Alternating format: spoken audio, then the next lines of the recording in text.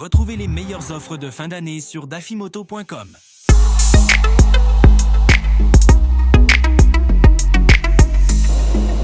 Sur le stand COV, on montre aussi qu'on est très intéressé par la piste, le circuit, avec cette moto. Cette moto, c'est une moto de compétition.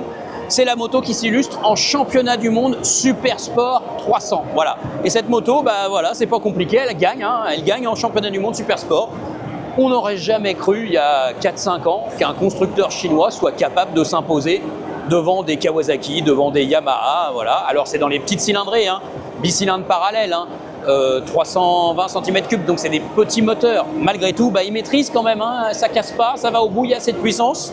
Ils arrivent à gagner en championnat du monde. Bon, maintenant, COV va faire des sportifs sur la route. Je vais vous montrer ça.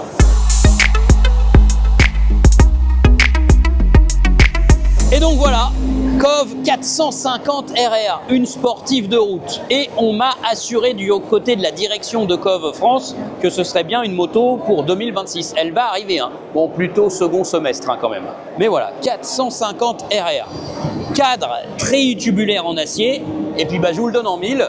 C'est un 4 cylindres en ligne qu'il y a à l'intérieur. Et oui, 443 cm3. En fait, ça devient une concurrente de la future QJ SRK 421 RR, de la ZX4 RR chez Kawasaki, la Ninja 400 à 4 cylindres. Voilà, donc il y a de plus en plus de petites 4 cylindres en ligne sur le marché. On revient dans les années 90 là. Donc une moto évidemment, toute petite, c'est sûr. Ça c'est ultra compact comme moto.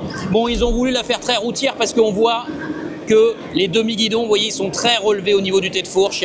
Il y a un déport là, de manière à relever les demi-guidons.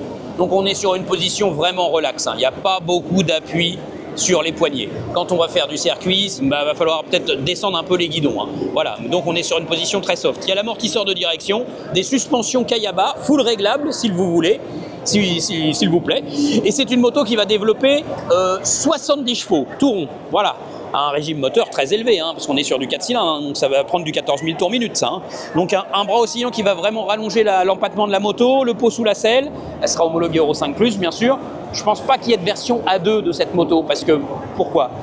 Certes, ça fait 70 chevaux, on pourrait la brider en A2 à 47,5 chevaux, mais on va brider le moteur en haut, vu qu'il va être creux de toute façon et que de toute façon la puissance c'est qu'en haut, il n'y aura certainement aucun intérêt. Ça m'étonnerait fort qu'elle arrive en A2. Normalement, ce ne sera pas le cas. Donc c'est des motos qui sont quand même des marchés de niche, puisque permis A, 450 cm3, moteur creux sportif, bon, voilà. Alors on ne connaît pas du tout le prix pour le moment, on n'en sait rien, voilà. Et c'est une moto bien sûr qui est annoncée avec un poids très bas, annoncée à 165 kg curb weight, donc normalement c'est en ordre de marche. Bon, on demande à voir, mais en tout cas, voilà, ça donne plutôt une belle sportive de route, mais prometteuse, peut-être avec un moteur rageur, pourquoi pas, voilà.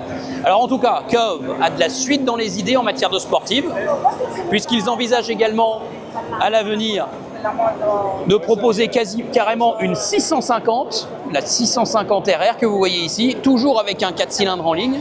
Bon, mais ça, c'est pas pour maintenant, ce sera plutôt pour après 2026 et on n'est même pas sûr qu'elle arrive un jour en Europe.